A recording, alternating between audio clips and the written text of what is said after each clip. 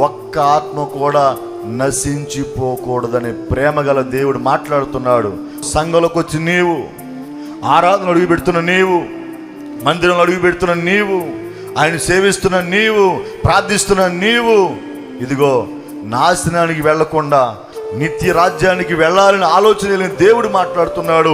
ప్రతి నిమిషాన్ని నువ్వు ప్రేరేపిస్తున్నాడు. ప్రతి నిమిషాన్ని దేవుడు తడుతున్నాడు. బాప్తిస్మం పొందు, బాప్తిస్మం పొందు.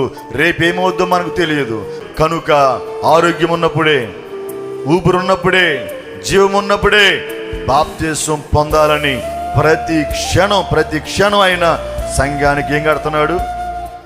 నీరు కడుతున్నాడు. బాప్తిస్మం నీరు కడుతున్నాడు. ఎందుకో తెలుసా?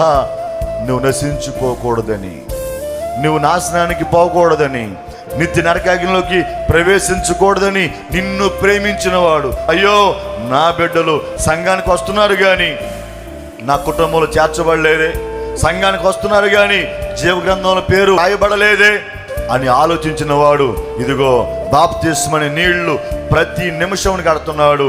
ఈ మందిరములో దేవుని తోటలో ఉన్న ప్రతి ఒక్కరూ ఈ బాప్తిస్మని నీళ్ల ద్వారా తడపబడుదురుగాక. ఈ బాప్తిస్మ అనుభవాల్లోనికి ప్రజలు వచ్చుదురుగాక.